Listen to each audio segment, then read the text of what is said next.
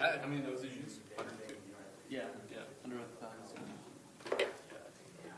Like I looked at like the breakdown here, what line the code spent the most time on, and they're all like random numbers or numbers. So, doesn't Matt left those on.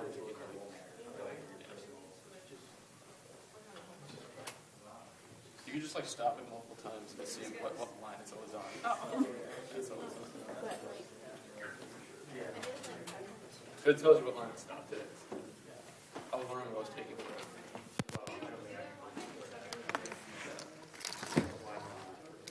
I took like 1 second per simulation. 10,000.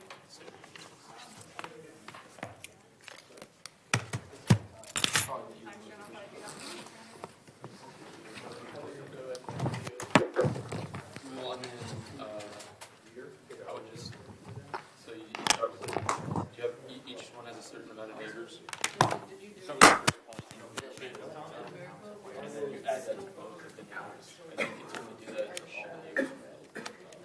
And you have to continue to check whether like, the one is already connection or not. I'm not talking about yeah.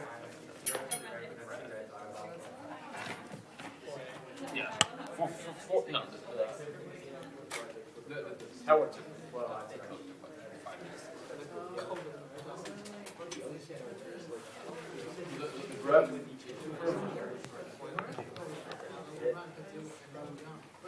but like if you split everything up into functions, man, like time it took.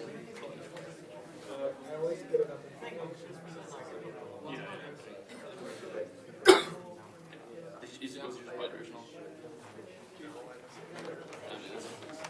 It didn't have to be bidirectional. I got an LCD.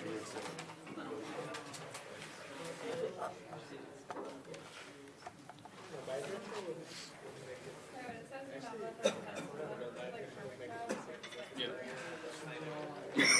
Exactly. Right.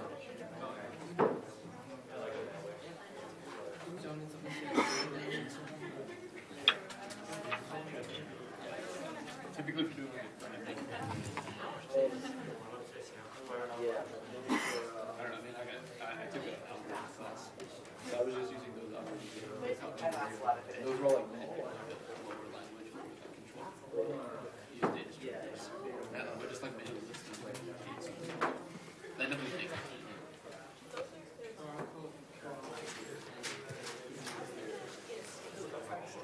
Well, that's all you need.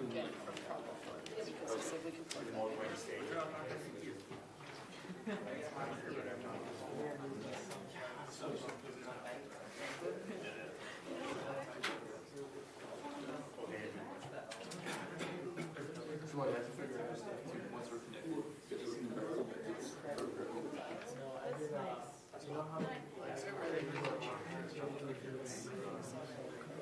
Oh.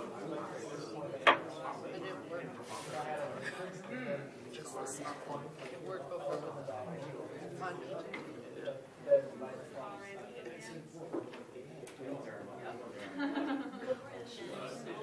I actually like the people still, but not very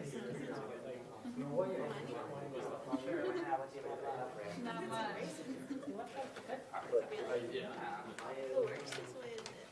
Yeah, that's what I did it on Zebra. I used to be like the manager, but Was your matrix diagonal?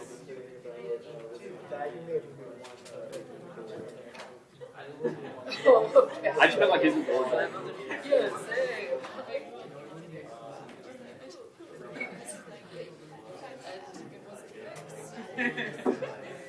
Yeah.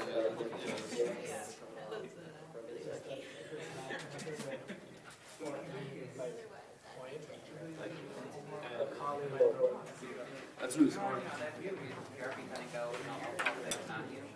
We're just like, yeah, I'm going to sound really bad. And I don't even know like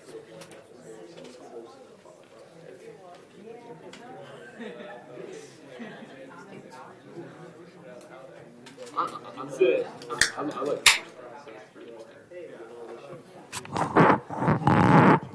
just didn't like the one where it was like 5 minutes. Where you have to like make like 60 and 50.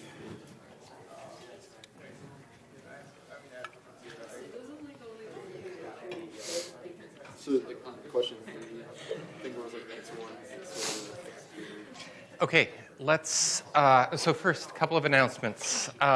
One, the next homework has been posted, but unfortunately the web server is down. I don't know what's going on. Years ago, I decided after not so much personal experiences, but comments from other faculty in the department that the IT in electrical engineering was very difficult to deal with. And having the background, I just decided that myself and my students, we would simply run all the computer infrastructure for our group. So we'd maintain our own Unix cluster, do our own backups, and run our own web server. And this has worked well, except that now the computers are older and hardware failures are starting to happen. So I don't know what's wrong, but a setup that hasn't crashed in a long time has crashed a few times now. So it'll probably take me a few hours this evening to figure out what's wrong. The computer's up and running, but the network connection is wrong, maybe because of a bad network card. Anyways, that's not interesting at all to you guys. Not even remotely interesting. But all this to say that the next homework is posted. It'll be due in 2 weeks. It'll be due on the Monday after spring break. And just one comment for the next round of submissions. This will all be in the homework. I'm going to ask everybody to produce paper copies.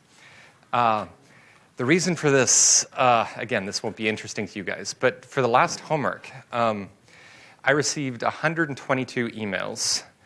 And that in itself, and I made the decision to have you send them to me, and then I would organize them and give them to the TA. This took me a full day to do, and it was a bit chaotic in the sense there were multiple emails, sometimes from students, and no complaints about how you submitted it, but times over 100 students, the logistics of collating and copying and assembling stuff becomes significant for us on the receiving end, whereas for you guys on the sending end, for each person to take the extra time. So what we're going to do is, for the homework itself, paper. Kill trees. And so we'll ask you to submit it paper. And for any code, we're going to ask you to upload your code. Emailing code is insane. So there's going to be a place where using FTP or SCP, you'll have to copy your code, and that'll be that. So that's the logistics for the next homework. Now, the topics for the homework, I would pull them up, except since the web server is not accessible, there's no point. Take a look at them. There'll be a heavy bias on the recent topics, which is computing with molecular reactions. There will be one problem on switching networks. So on how to compute functions with switches that are either opened or closed. I talked about that in the context of four-way switches. This problem will pertain to two-way switches. And as a reference, I give you a pointer to Claude Shannon's master's thesis, where he talks about this topic. It's really not a prerequisite that you read the master's thesis or the paper, but I still encourage you to do it. The problems are kind of self-contained.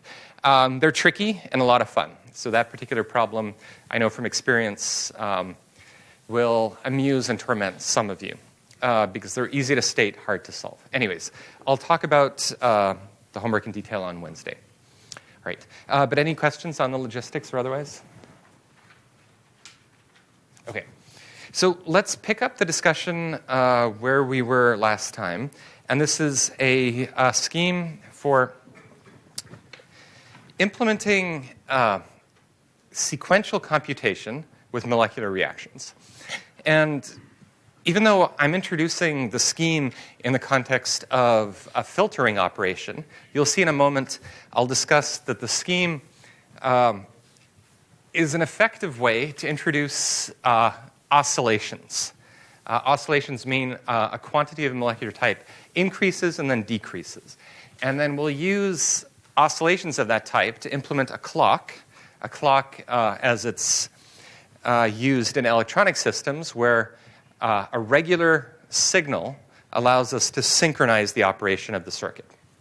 But first to remind ourselves, and then let me attempt to explain properly how the simple filter example works. So first of all, let me repeat the prerequisite, because I'll be using this a lot today and for the next few days, the concept of an absence indicator. So the concept of an absence indicator is simply a set of reactions which produces a surrogate type, so produces a second molecular type, in the absence of the given type. By absence here, we're always talking about relative quantities, but what we mean is if we have a lot of a type A, then we won't get the surrogate or the absence indicator. But if we have very little of the specified type A, we will. So it's just the set of reactions, first of all, a fuel source constantly producing the absence indicator at a slow rate, but in the presence of the specified type, a reaction which clobbers it. And then another reaction which simply throttles the overall growth of the absence indicator. But the point here is that on the subsequent slides, wherever I have a type X, I'll, in the set of reactions, also sometimes have a type X subscript AB. That'll be a type XAB that appears in the absence of X. So implicit whenever I use the absence indicator concept is that I have these three reactions also as part of the system, even though I'm too lazy to write them down. Okay. Everybody's okay with this? Okay. So here then was the basic idea to control transfers within a set of reactions. By controlling transfers, what I mean is suppose that I have some quantity, a red quantity, and I want to transfer it to a green quantity. The transfer could be simply that I take whatever amount I have of red and I produce an equivalent amount of green. But I do so when it's time to do it. And in fact, to get such transfers going overall in our circuit, we need a three-phase system. So can someone remind us why three phases? So Jordan, why three phases here? Why can't I just have red going to green, green going to red, red going to green, green going to red? I'm just guessing if you have just the two reactions, it's going to constantly use up each other, kind of oscillate, versus a third one will... Yeah. That's good. But let's see if I can try to motivate the intuition. So let's say I had some reaction that took X to Y. So initially I might have 100 of X, and the reaction would take molecules of X and produce molecules of Y. So this might go down to 99, to 1, 98, and 2, and so forth. But then if I had a set of reactions that took, another reaction that took Y to X, then what would happen, Jordan? The system will eventually reach equilibrium? Yeah. It'll reach equilibrium, but the equilibrium might be just the starting quantity that I set up, right? Right. Well, but describe it a bit further. So what might happen if I started with 100 of X and 0 of Y? Then the reaction will proceed towards the side of Y. And then when the Y to X reaction is more favorable, the Y component will start producing X. Correct. And so if I started with, how to illustrate this? So I should think about this for a moment. But I think this will stabilize at an equilibrium where I have 50 of X and 50 of Y. Is that right? Yes. Why? Because initially I have a lot of X and no Y. So the first reaction will start firing. It will start firing, decreasing the amount of X and slightly increasing the amount of Y. But initially we have a lot more X than Y, and so this reaction will fire much more rapidly than this one. Until the quantity of X decreases and the quantity of Y increases. But as the quantity of Y increases, the rate of the second reaction will start to pick up steam. And so I think we'll flatline. So we'll have Y increasing to 50 and X decreasing to 50, and we'll just flatline in the center. So this is not oscillation, or it's not anything that we can use to affect sequential reactions where something happens and something else happens. Okay. Now, how could 3 molecular types solve this conundrum? Jordan, again. I'm guessing it will prevent the equilibrium from happening, so it will. So the reaction will go from X to Y, but then the next reaction will require that blue component. And then when the Y to X reaction is more favorable, it will still require that blue component. So it keeps the system in constant oscillation versus eventually reaching an equilibrium value. Yeah, I think that's perfect. Yeah. I think in this case, the red one is a starting point, and the blue one is an ending point. So the green one is a messenger between them, and so the oscillation is between the red one and blue one, and you make the blue one as a red axis. Okay, but I don't think it's that's a good way to view it. But I don't think the crucial point is that we have an intermediate type between 2 designated types.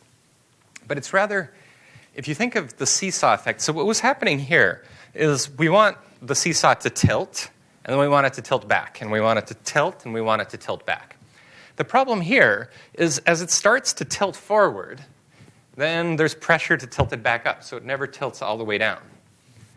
But if we have 3 types, and you'll see in the scheme that I'll introduce in a moment, we can also do this with 4 types, then we can actually get the seesaw effect going. We can get the seesaw effect going as follows. So initially, we start with a whole bunch of red.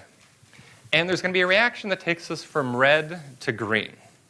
But that reaction only proceeds when we have no blue. So when we have no blue in the system, red starts transferring to green. And it's a reaction that will go nearly to completion. All the red will go to green because we have no blue. So there's no force pushing it back. It's simply tilting, tilting, tilting. And it's tilting because this reaction only proceeds in the absence of blue. So the absence indicator mechanism is critical here, that this reaction proceeds in the absence of the blue type. Now, once all the red has been transferred to the green, I think I've got animation going. Once all the red has been transferred to green, then a new set of reactions kicks in. And this set of reactions is the set of reactions that takes green to blue in the absence of red. So here, the seesaw can start to tilt in the other direction. I guess we're going to have a 3-way, maybe a 3-dimensional seesaw. It can begin to tilt because this next reaction only kicks in once we're done transferring all the red to green. Okay, I think everybody gets this. I'm over-explaining it. But that's going to be the essential scheme. Now, for those of you who are very perceptive, the way I'm explaining it, it actually doesn't work. I'll fix it so it does work. But just the simple set of reactions, red goes to green in the absence of blue, green goes to blue in the absence of red, and so forth, this will still flatline. It'll still flatline in the sense that we will get oscillations that damp out and quickly flatline. And why? Yes, Ron? Even though your absence of red, it's going to appear like, let's say you have 100 red molecules, and now you're down to 50. Yeah. That means you're going to have 50 red molecules and 50 red absence molecules. Right? Yeah. And then you reach an equilibrium eventually.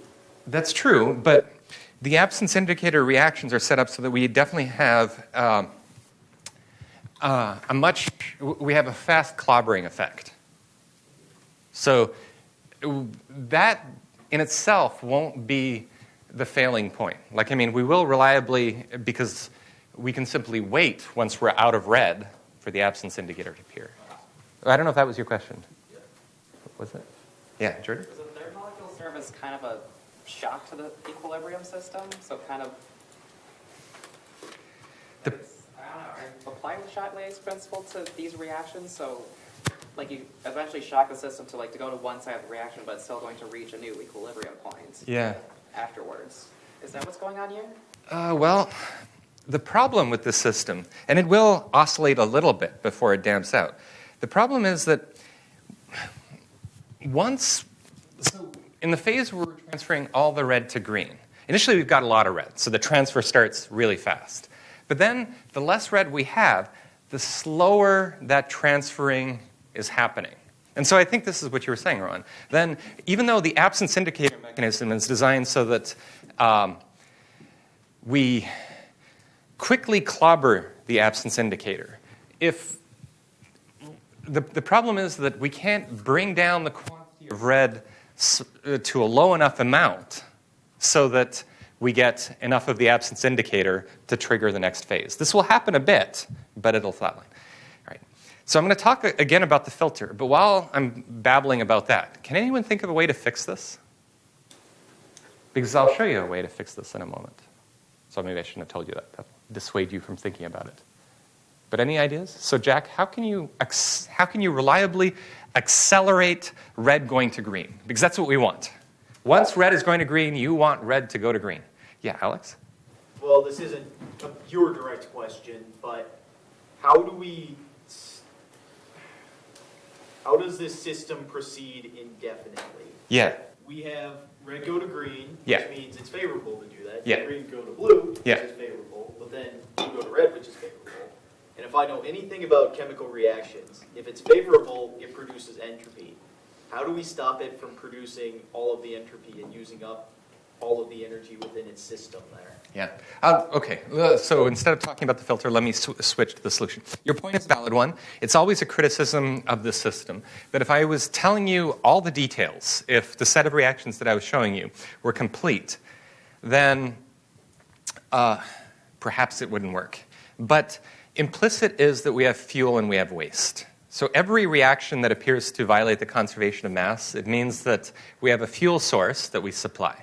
And the fuel source, in essence, will drive everything until we run out of fuel. And similarly, we have waste products that are produced. I don't know if that answers your question. Maybe I didn't understand your question. So entropy is increasing. But tell me a little bit more about an entropy argument here. What? So the system starts in a certain amount of order, and every time a reaction occurs, if it occurs by itself automatically, it pushes the system more towards disorder. And it won't go back towards order unless we put it to be there with some input work on our own. So eventually the system either uses up all of the order it has as a resource, or keep putting in more to keep this going. What you're saying about fuel and waste here is telling me that we are providing an abundant enough fuel source or an order source and taking away enough of the waste that we can perpetuate this as long as we need. Mm-hmm. I wish I had a better answer for your criticism here, or your comment.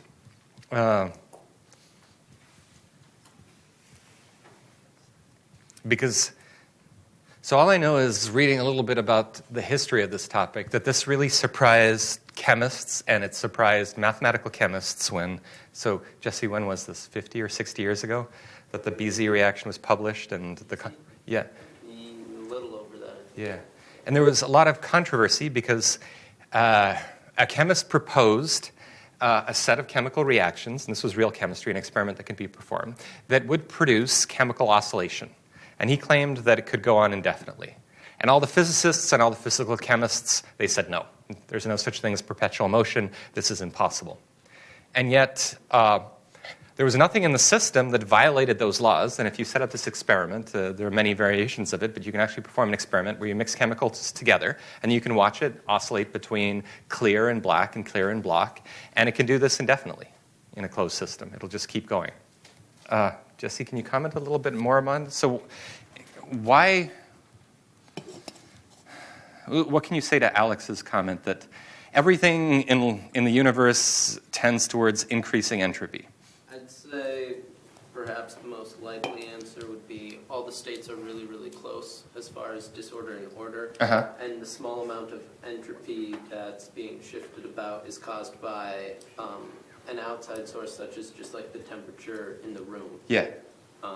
It could be something as simple as that, just absorbing heat from the environment. At a small rate. Yeah, Rowan? Well, yeah, actually, the comment about entropy is that entropy is only maximized when you keep the energy of the system constant. Yeah. But if you keep the temperature of the system constant, it's actually a quantity called the Helmholtz energy. That's maximized. So I guess it would make sense if you're providing a constant fuel stream that it could continually oscillate. Uh-huh. But the thing is, it's like entropy is just one factor that determines the driving force of reaction. Uh-huh. There's also like enthalpy and temperature. Sure, sure. And if those conditions are set correctly, Yeah. I guess I don't know the exact numbers, but Yeah. I guess theoretically you could continue. Yeah. But it's interesting because those of us probably from a young age, we were taught in physics classes there's no such thing as perpetual motion. And that's the strong intuition that we get out of the arguments about the physics of motion and movement and energy and entropy. But this, at a fundamental level, is an exception to this. And I think this is true independent of the whole fuel source argument. So anyways, let me show you the set of reactions, and then I'll encourage you to look at the set of reactions and look at either the differential equations behind them or a stochastic interpretation of this and try to figure out why it works. Okay, so first, since this comes, I'm switching gears. I'll return to the moving average filter and the RGB scheme that allows us to compute the moving average and explain that properly. But since we're discussing using an RGB scheme, where red goes to green, goes to blue, goes to red scheme, as a clock, let me show you a proper set of reactions very similar to those that I'll use for the filter that just achieves the oscillation. But the motivation here is that we will set up systems like the filtering system that perform iterative or sequential computation. So the motivation here is that, and this is the sort of topology for a circuit that will be familiar to computer engineers. So Jack, what does this look like to you? So tell us a little bit, what is a finite state machine? You get inputs, you do some kind of computation on those inputs, they're stored in memory, and then, I guess the computation is done based on the current inputs and the previous results, and then there's an output. So Perfect. Exactly what's on there. So the paradigm here is that it's called a state machine. Machine is, again, I've already talked about this. I told you that state is machine is a dumb term for it. It's a circuit. It's a state circuit, meaning that it's a circuit that has memory. It preserves a particular state, and what happens next is dependent upon the state that it's in. It's dependent upon the state that it's in and the inputs that it receives. So it has a state. It's in one particular state, receives an input. Based upon the input in the state, it goes to a next state and produces an output. Then based upon the state that it's in and the next input that it receives, it goes to a next state and produces an output. And it keeps doing that. That's the machine part or the circuit part. The finite part is, I guess, obvious that unless you're a mathematician who likes to talk about infinity, everything is finite. So here, the number of possible states that it can be in is finite, and it's a parameter of the system. So this is the paradigm that we're going to establish with molecular reactions. And there are lots of challenges here, and so these are the challenges that we're discussing. The challenges related to how you do something and then do something else in an orderly fashion. The way that electrical engineers have solved this, for computer engineers, is they use a clock. A clock is an alternating signal, a signal that goes up and goes down and goes up and goes down. And the paradigm in computer engineering is that all the action happens in response to the clock, but it happens not only in response to the clock going up or down, but specifically all the action happens, let's say, on the rising edge of the clock.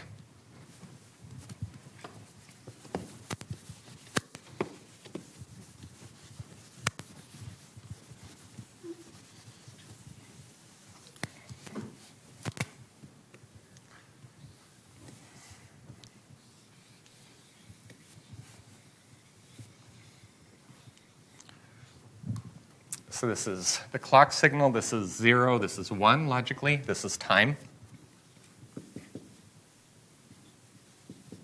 And on the rising edge of the clock, so when the clock goes from 0 to 1, it's on that rising edge of the clock that all the action happens. And in particular, what happens is on the rising edge of the clock, the computation that is feeding into the memory is the computation of what the next state should be, where the system is going. And on the rising edge of the clock, the next state becomes the current state. So it's like it's a barrier. It's a barrier that's held closed, And on the rising edge of the clock, it's opened and then shut immediately again. So the next state, which is what the computation produces, is sitting there waiting until you open the gate. Then the next state becomes the current state, and another cycle proceeds. Now, once we have a new current state, then the new current state plus the inputs through computation determine two things: the outputs, what we should produce as the outputs, and the next state we should go to.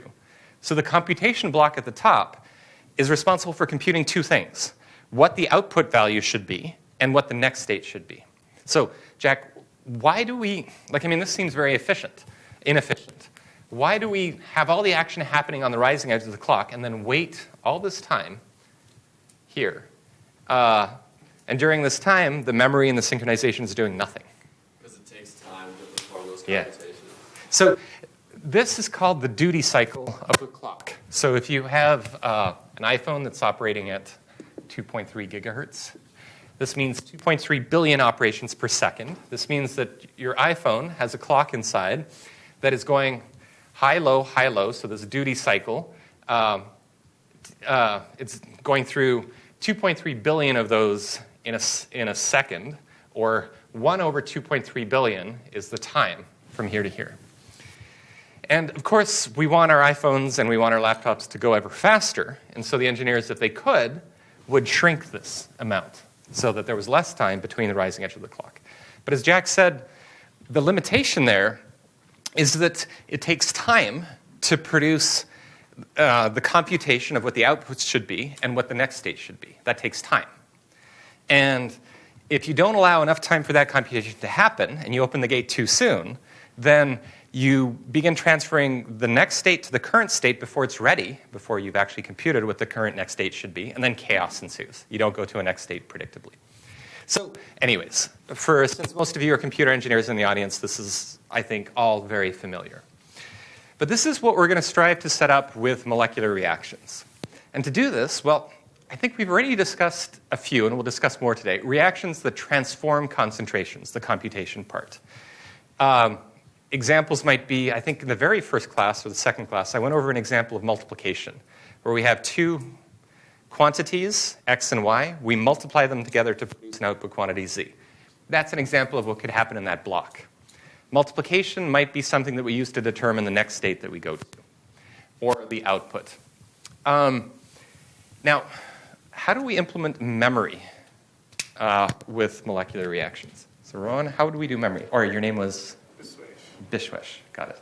How would we do memory? This is just coming from my knowledge of dynamical systems and how human memory works, but you can have steady state points. Yeah. Essentially. Yeah, I take an even more naive view of this.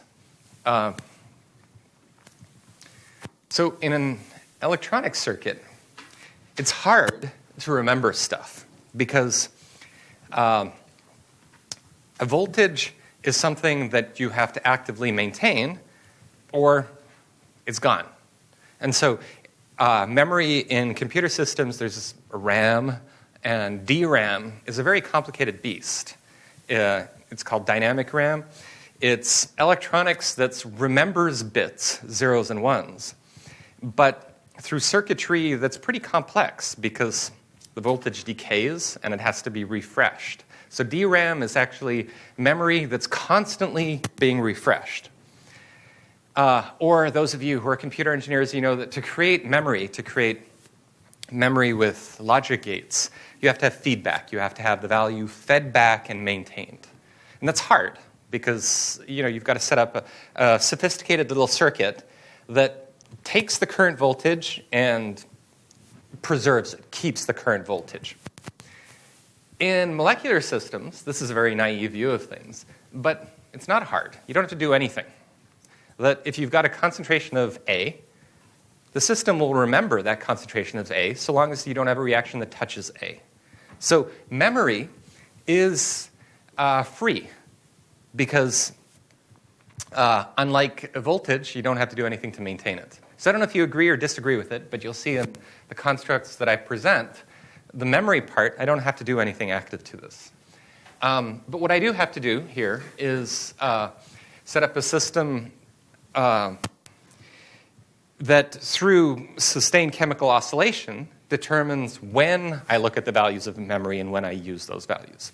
So the oscillation is what we'll be talking about here. So I don't know what the animation shows here. It shows molecules coming in, coming out, and chemical oscillation transferring these. I don't think these animations are particularly helpful. Okay, so to do so, we'll go through an RGB scheme here. And what I'm trying to illustrate with the animation here is that we'll be transferring quantities that are sitting at the inputs to memory elements, and on the clock signal, those quantities will be transferred to the outputs. That's what we'll need.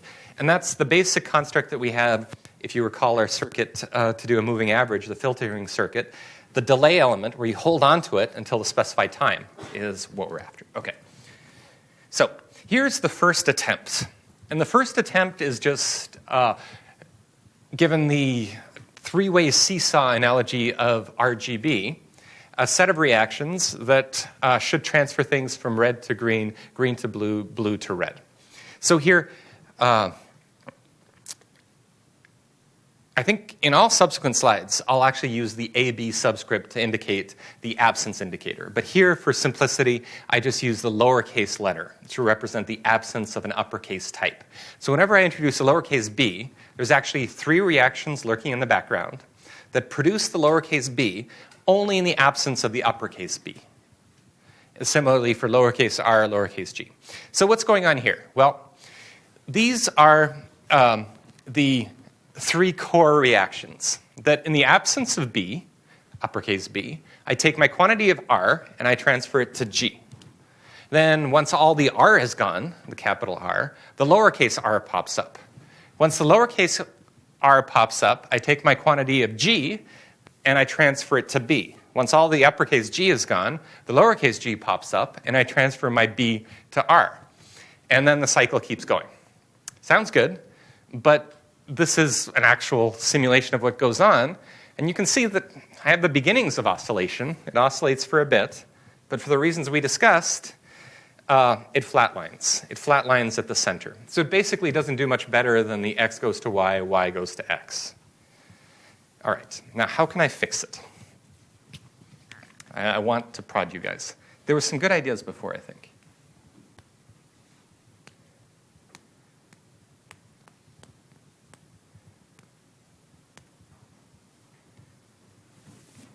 So, Seamus? How can you accelerate the transfer? Because if we can get the R going to G faster, then we win.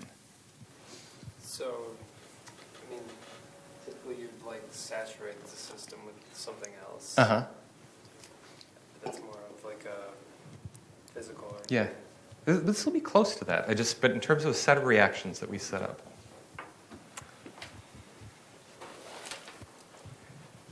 So how can we just, without really modifying the dynamics of what's going on, by the way, everybody gets what's going on here. These are just the set of reactions that produce the absence indicators and that clobber the absence indicators. But how can we just introduce a slight tweak that will behave the same way, except the phase when we start transferring R to G, we want that to accelerate. And we want it to accelerate enough so that the deceleration that happens when the quantity of R starts decreasing is compensated for. In other words, we push enough of a swing. Yeah, Jordan? I suppose if you were trying to speed it up, you could introduce a catalyst Yeah, to the system? that's what we're going to do, in essence. But how do we introduce a catalyst here? And the catalyst has to be one that, this is going to be a continuous cycle. Ideally, when you introduce one to a system, it provides an alternate pathway, but it's still the original catalyst comes out on the product side and is reused again. Sure. So the catalyst, by definition, it's a source that's not consumed. But I'm drawing a blank. Sure. Yes, Ron. You create a reaction where you take the absence indicator of blue and the absence indicator of G and have those combined. That's very interesting. That's very interesting. Not quite, but I like that idea. Interesting. Think about that idea. So here's the second attempt. So here,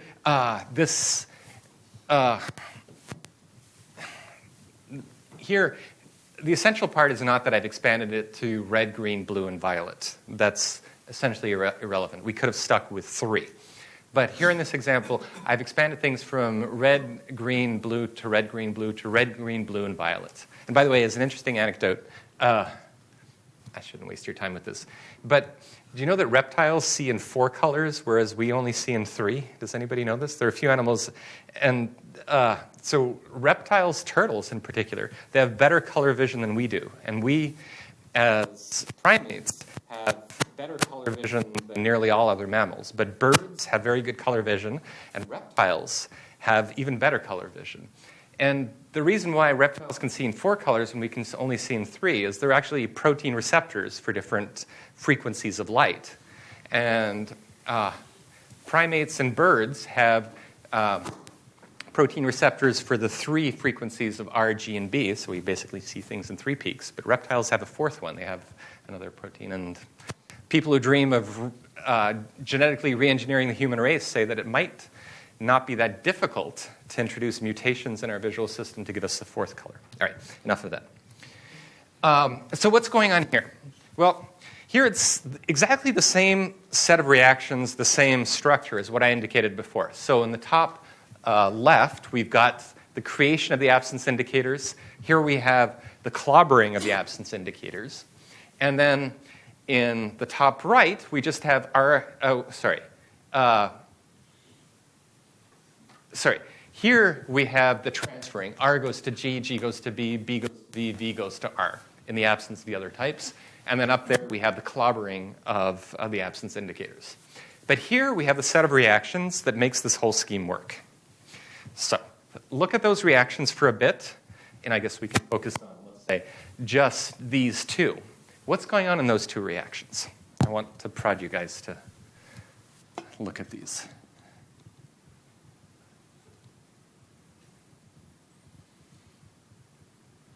So Bishwesh, what's going on there?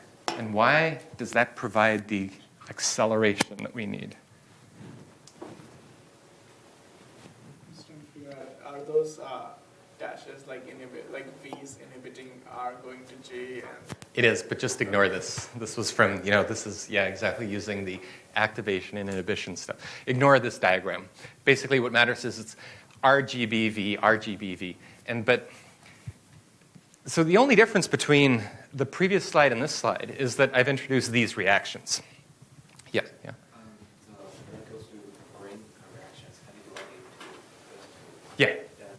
So let's go with the, red goes to green. If you have these 2 together, you got the red goes to green. Right. But why does it help? And it helps is the first one is the reaction, and it's balance, equilibrium. And once there is a red molecule, it just pulls the equilibrium to the red direction.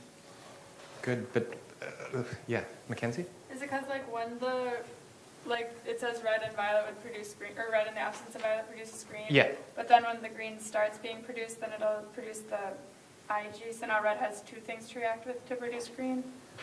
Close. That's very close.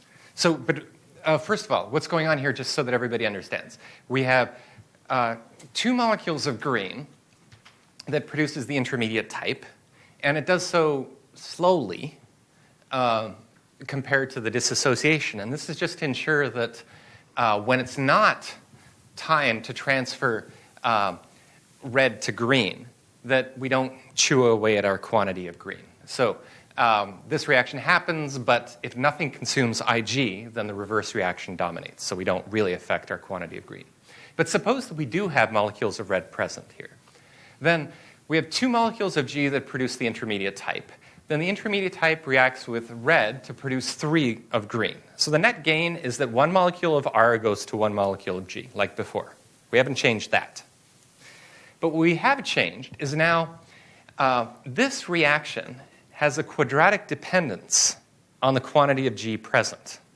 Recall how the dynamics work, that if we have a coefficient of 2 molecules of G participating in the reaction, then the relative rate of that happening will be proportional to the square of G that we get.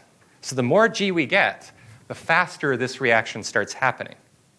That's enough to have that superlinear in the jargon, or something that's not the linear dependence in it, to tilt it so that when we start transferring a little bit of G to R, and initially the more G we have, the faster the reaction, and the less G we have, it slows down.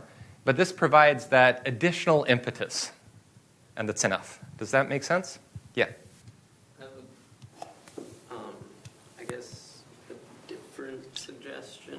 Maybe if you go back to your original one, if you just made your absence indicators 2 or 3 times more populous, and so like instead of not B just producing the absence of B, it produced 3 times as many. You'd have an excess of your absence indicators, and then it just run as a first order reaction in them, and the fact that your amount of R is decreasing so much wouldn't affect your reaction rate at all, and you wouldn't need to worry about that. Yeah. And so your absence indicators would kind of act as a pseudo catalyst for each one, and they'd get created and destroyed when they're needed and not needed. I like that idea. So, and I liked Rowan's idea too. So for both those ideas, you know what I'd encourage you both to do is, so let me show you. So this was this set of reactions, and here is simply a simulation of what's going on. So it fails. But then let me show you a simulation that happens with the acceleration. It's beautiful. It's a sustained oscillation, and this, you can run it indefinitely. So this set of reactions on the left, if you plug it into either a stochastic simulator, which we've discussed, or just the differential equations, and you simulate it, you get sustained oscillation with no decrease. The envelope isn't decreasing; it doesn't converge.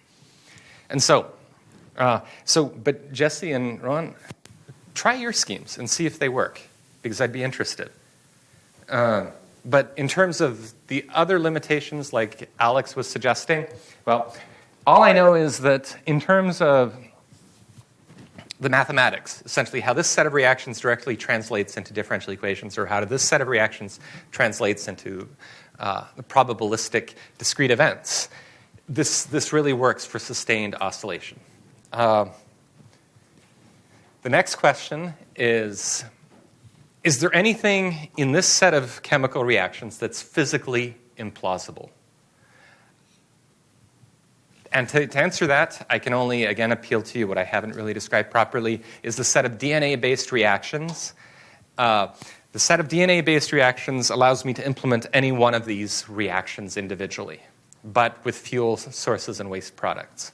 But otherwise, is there anything in the system that appears to violate the conservation of mass, or otherwise? I don't know. Okay, but I don't know if I should say more about this. Does everybody understand the basic gist of what we're trying to do? That we're trying to get a sustained transfer between types to get this oscillation. And this oscillation is important to us because now the computation that we effect is going to depend upon things going up and going down at a predictable rate. Yeah? Okay. So let me return to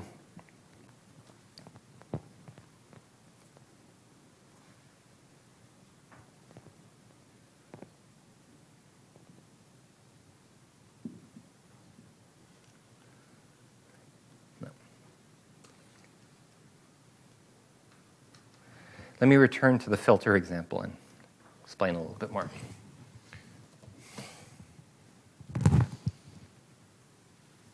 Okay.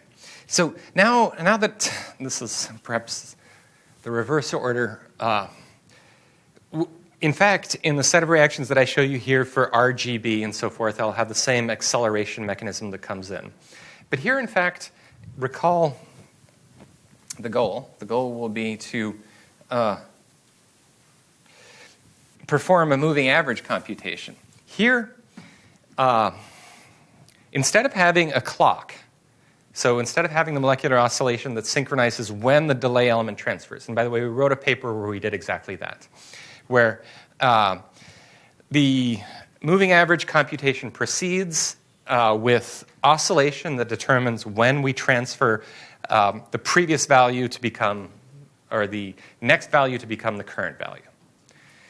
But a limitation of that, and perhaps with any attempt to introduce molecular computation based upon a clock, is that here are the inputs and the outputs. For the scheme to be meaningful, we have to have inputs that arrive, and we want to compute a moving average of 1/2 the current value plus 1/2 the previous value being the current value. This means that we have to supply the input at the right time, or at the right rate, which means we have to supply an input type at a rate that matches the frequency of our oscillation. This might be very hard to do experimentally, because we can set up molecular oscillation that happens at a certain rate, and the rate can even be slow enough that things would work experimentally. So we can set up oscillation that works, let's say, at the rate of hours, where things go up and they go down with a period of an hour. So then it's conceivable that from an experimental point of view, we could come in and drop the inputs at the right time. But really, what I'd like to demonstrate experimentally is a moving average filter that has the same property. It does produce a moving average of the values, but it does so in a way that's completely self-timed. So this is what I was trying to explain last time. The self-timed aspect of it is that the output is going to determine the rate at which things happen. Or more specifically, it's going to produce an output value, some quantity of y at the output. And the system will sit there. It'll sit there overnight if we want, doing absolutely nothing. It'll do absolutely nothing because it'll be stuck in a phase where there's red present, as you'll see in a moment. And when red is present, it's simply stuck until a lab tech comes and removes the quantity of the output y, or measures the quantity of y and removes it. When that happens, the assumption is that we've already supplied the new value of x. The system kicks into gear, consumes the input quantity of x, and produces the new output quantity of y, and sits there until we've removed y. So I was attempting to explain that last time. Let me attempt to explain it again. These are just non-helpful animations. Animations of quantities going through values in, values out. Okay, so here perhaps, and the G as usual is illegible, fluorescent G.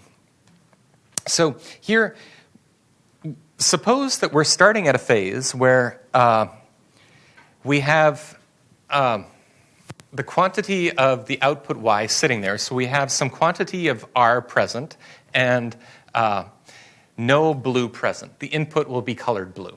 So this is the phase where we're going to take the current value and transfer it to become the next value. So the current value that has come in is sitting at the input of r, and we're going to transfer it to be the next value when it appears as b. But this is also the phase where we've already produced our output quantity of y that's red. And so the next phase of the computation in terms of the RGB cycle is the phase that happens only in the absence of red. Currently we have red, because we have red sitting here, but we also have y that's red. So either output y or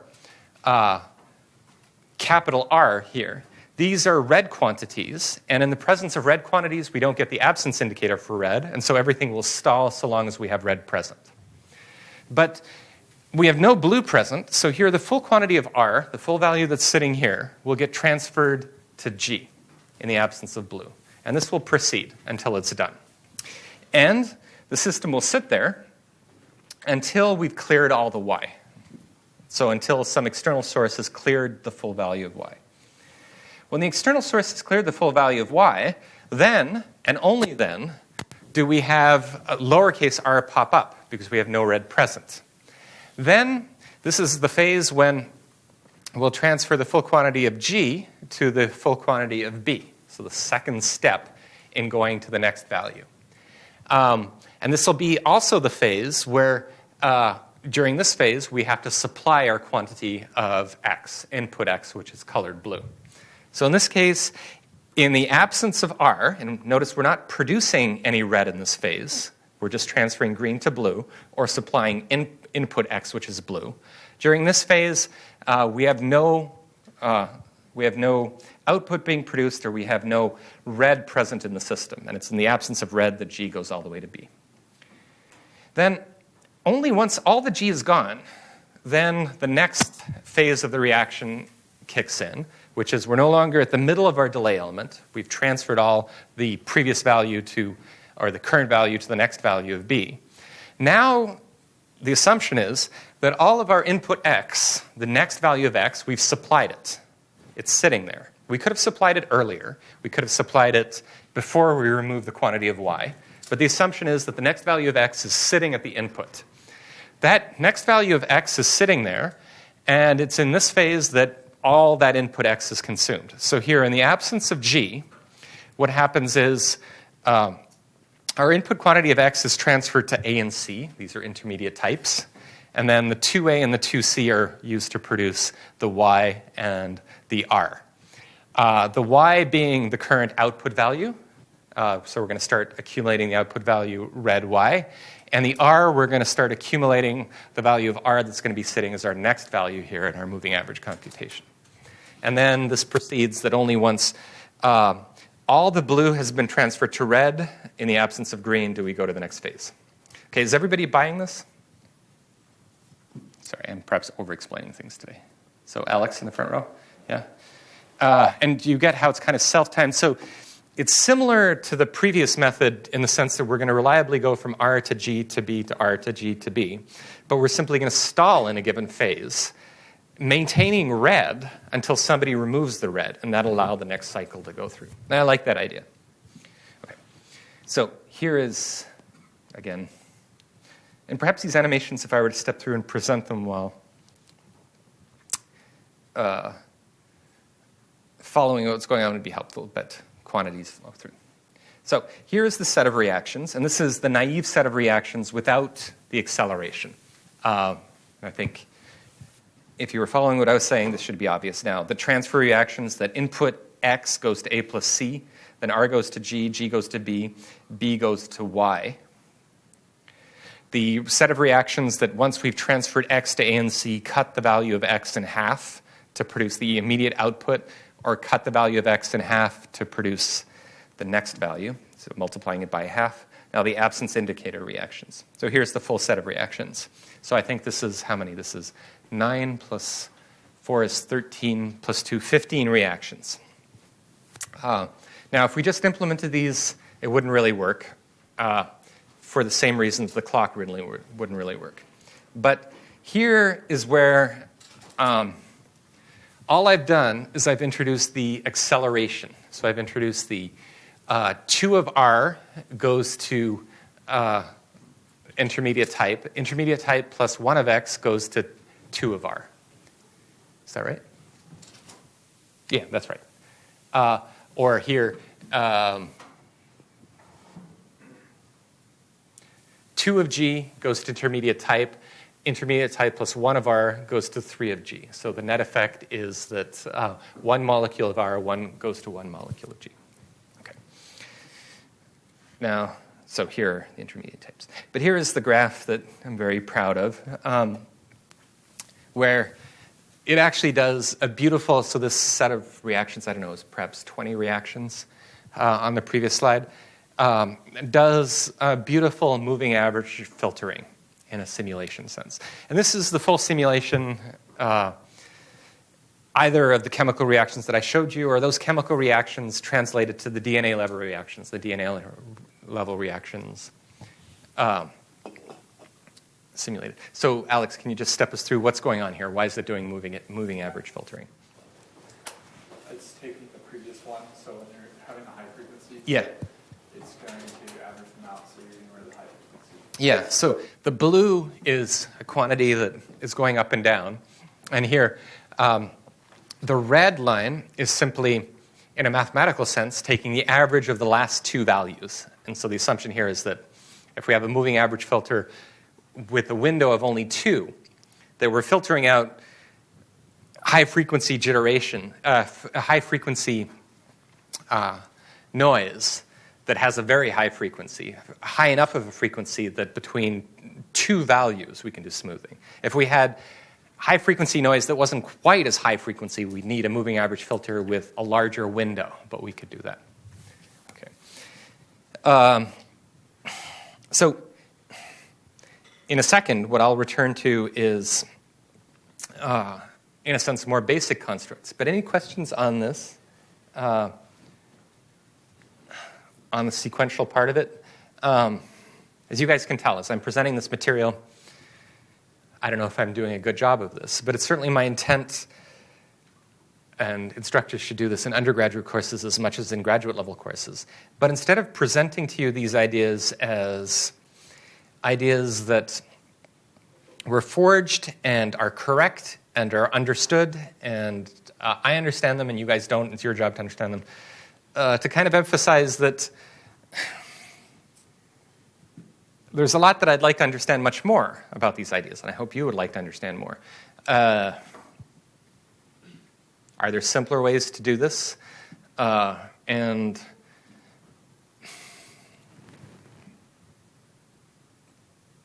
so here's the challenge to you. What is the simplest set of reactions that you can create that produces oscillation? Because they're, in fact, much simpler set of reactions than I showed you. Yes, Bishwash? I think predator-prey model. Yeah, the predator-prey model. I'll show you guys that example. It's 2 reactions, right? 3 reactions. Example 2 is predator-prey. The predator-prey? Yeah. Isn't it? Remind me. Is it 2 or 3? I thought it was 3. Pretty sure it's 2. Okay. Well, we'll see that next time. Yeah. I'll show you guys, and also in the homework, you guys will explore simpler sets of reactions that do produce sustained oscillation. But the oscillation, the reason why we go through this RGBV system is it has certain features that the predator-prey simpler set of reactions don't happen. One is that it has an even duty cycle it's completely symmetric in the types, whereas the predator-prey reaction is not. It doesn't have, it will produce oscillations, but oscillations where it'll spend more time in the high. No, it doesn't. Depends which model you're using. Yeah. You're using the most basic one. Okay. So, it's supposed to produce oscillations the same frequency. Yeah. Okay. Theoretically. Yeah. Okay. Anyways, sounds good. So let me turn now to a slightly different set of constructs.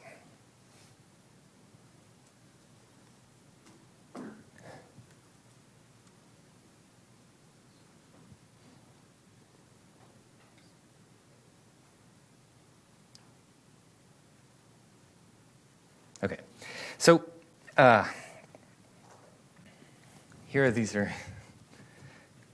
So in the past, when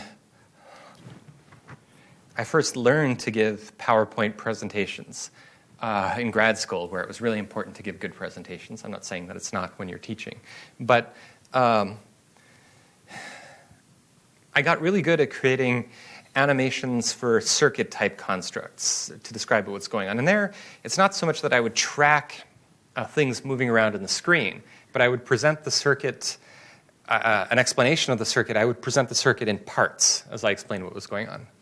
But then, for these set of slides and now for this topic, I guess I'm trying to illustrate what's going on by showing movement of molecules and reactions happening. And I'm not convinced that it's so effective. All right. But what I'd like to show you here is now, I'm jumping right into this because I've already shown you how to do the absence indicator mechanism. And I've shown you remember, should I go through again the slides to duplicate? Someone remind us, just in terms of intuition. So Chopin, right? How do we duplicate a quantity? We have some quantity x. We want to duplicate it. Do you remember that construct? Just not the specifics of it, but what was the intuition? X going to 2y is Yeah. So, but the intuition was there's some quantity of x.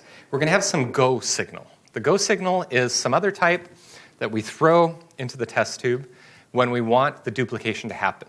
So in the presence of the go molecule, we take our full quantity of x and we transfer it to some other type.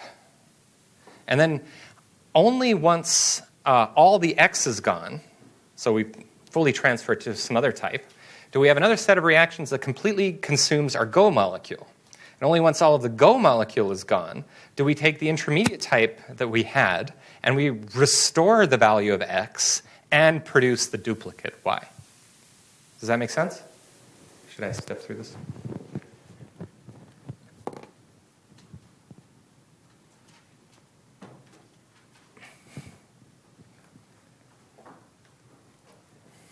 So here was the set of reactions. We have some quantity y that we wish to duplicate and produce an equivalent quantity of z. So here will be the set of reactions that achieve this. We have our quantity of y, and nothing happens until we dump g into the system. Once we dump g into the system, a reaction proceeds that transfers the full quantity of y to y prime. And then only once all the y is gone do we chew away at our g, and only once all the g is gone do we take the intermediate type and restore the quantity of y plus z. So why did we do that? Why didn't we just have y goes to y plus z? So why the whole business with the go molecule and the absence indicator? I mean, this would be ideally producing z out of nothing, because y remains y, and you're actually x. Yeah. I don't think I have a reaction like that. But also this won't work. This will not give you a quantity of z that's equal to the quantity of y. What will happen? Well, implicitly there's going to be some fuel source here. And the quantity of z that you get will be simply dependent upon how much fuel source you have.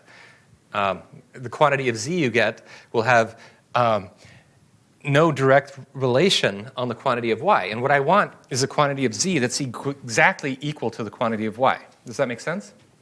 Here? So that's why we go through this business of taking y, transferring it to an intermediate type, and then taking that intermediate type and producing as much y, restoring the value of y, restoring the value of z. It makes sense? It's counterintuitive, but I think it's quite elegant. Okay, so now, the next challenge. And you guys will see that over the next few weeks, this will be a challenge to learn how to program in this language. What do I mean by that? Well, this was duplication. The next task that I want you to consider is how do we decrement? By decrement, suppose that we have some quantity of x. When I put in a signal, a go signal, I want a set of reactions that exactly decreases the quantity of x by 1, and only 1. How can I do that?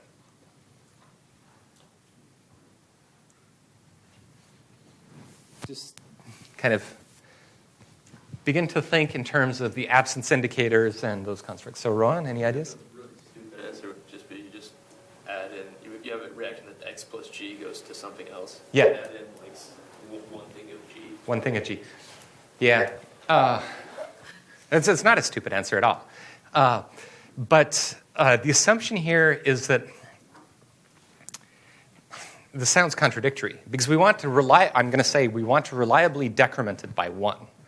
But I'm going to say that we don't have control over the system where we can put in a single molecule of anything. But these are contradictory aims. Because on the one hand, I want it to decrement the quantity by exactly 1, meaning I can go in and I can put in 1,000,000 molecules of G. When I put in 1,000,000 molecules of G, I want it to reliably decrement it by 1. So, any ideas? This is kind of subtle, but just get you guys going. So, Michelle, how can you do, and what do we have to do here?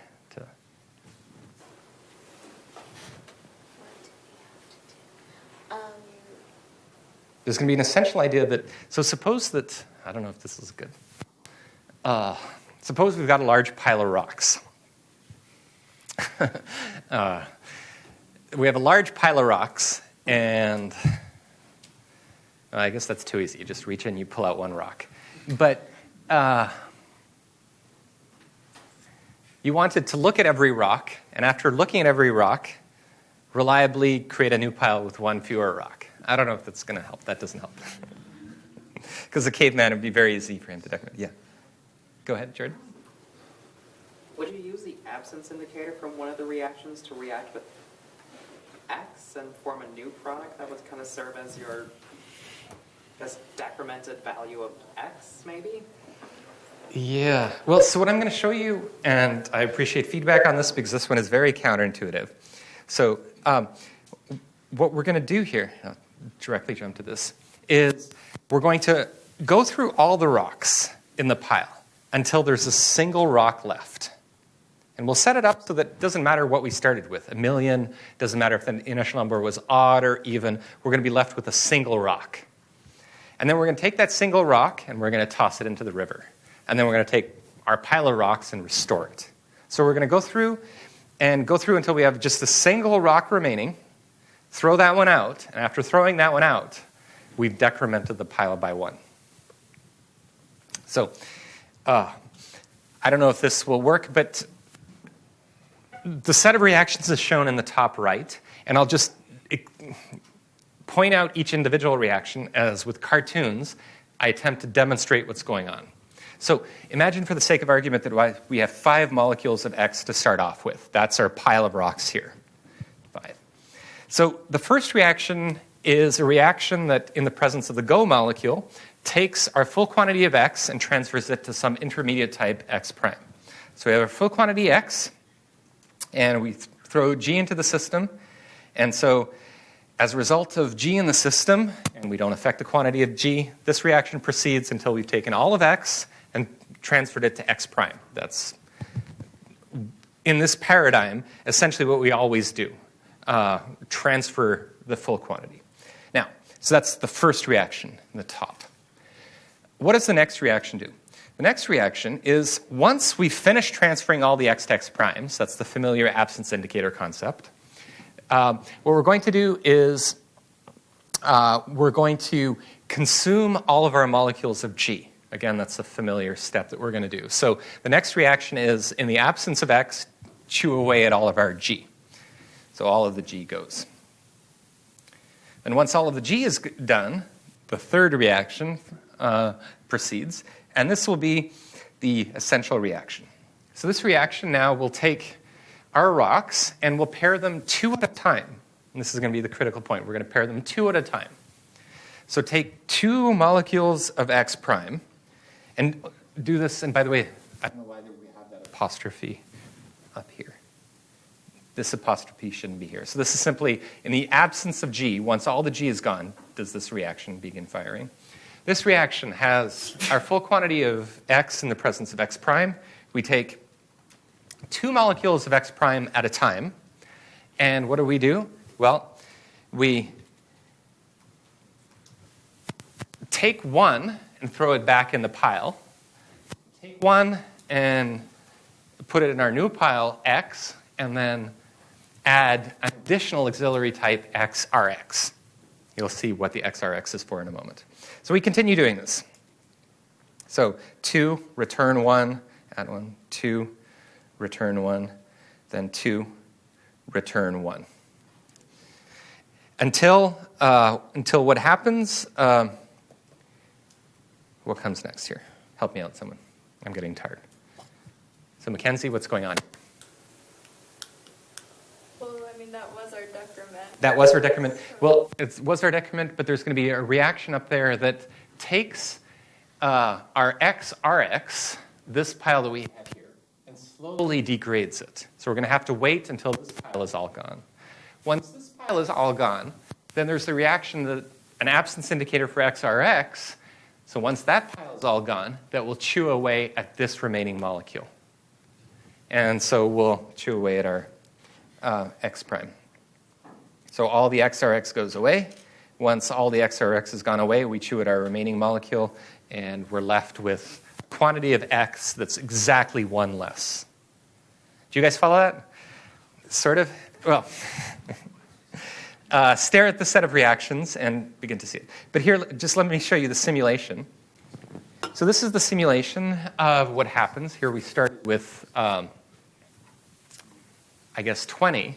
And we're simulating the reliable decrement. You'll notice that the value plunges to 0 and then rises back up to exactly 1 less. And then we stick in. And it doesn't matter how much G we put into the system. We put that quantity of G into the system. That quantity of G is fully consumed by the set of reactions, and we get exactly 1 less of X. Then we wait as long as we want, throw as much G as we want in the system. It reliably decrements it by 1. It does so by transferring it all down to 0 and then building it back up. That's the essential idea. So you can begin to see the bag of tricks that we're using. The first crucial trick is the absence indicator, that something happens when something else is gone. The other trick is that we have the Go molecule. So everything starts when we throw some quantity of the Go molecule in, and the system consumes all of the Go molecule. But you can imagine now that we can begin to compose the idea by having one computation that, let's say, decrements. When the decrement is done, and we know that it's done because it's done in the absence of a particular type that's all gone, do we produce the Go molecule for the next step? And the Go molecule for the next step then launches the next step. So just by combining these ideas, we can begin to write code, which is have an instruction like decrement, and then the next instruction might be raise to a power, 2 to the x. So decrement x, then raise, then set y equal 2 to the power of x. And then do something else. It's always composed with this set of bag of tricks. Okay. Now, I'll just spend a minute saying this. These ideas, they work in simulation like this. The idea of the moving average filter, so the moving average filter, I think, really works chemically. It really works chemically. If we built it, it would work. These systems would not work. Why? Any quick ideas, Alex? So, Jesse? It's the familiar criticism that you've pointed out, I think, from the start. It's the fact that, and it's so easy, pardon me? I said byproducts. It's not so much those that I'm concerned about. What I'm concerned about is the whole, it's so easy for me to say this reaction proceeds until it's done, and then the absence indicator pops up. Now, a reaction never proceeds until it's done, because the smaller and smaller quantities you have, the slower and slower the reaction. And so here, for everything to work, it'll work if we have small quantities, perhaps small integer numbers of certain types, and we have fast reactions that are forward reactions only. But if we have large quantities of the types, and those reactions are not, so basically the requirement here that the absence indicator reliably pops up when we have almost none of the previous one left. That has to be a very crisp operation. And in essence, the problem that we had with the RGB scheme, the seesawing not happening fast enough, I think will doom all of these schemes also. But a challenge to you that, with the student I worked on with this Phil Seenham, he never finished this. I think we can fix all of these. I think we can fix all of these just by generalizing the acceleration concept to each phase, so that when something happens, it happens fast enough so that the decreasing quantity, which produces the next phase, the current phase doesn't slow down too fast such that it produces an incomplete result before the next one kicks in. I think we can fix all of that. I just don't know how. Okay, let's stop there. And on Wednesday, so please do try to look at the homework assignment before Wednesday. Yes, Ron? Next homework's due Monday after spring break? Yeah. I'll set it to be Monday because I know I could set it to be Wednesday in class, but what I'll do is I'll put a box outside my office because we're a little bit behind in terms of the homeworks. Is that okay with you? But I'll put a box outside my office where Monday after spring break it'll be.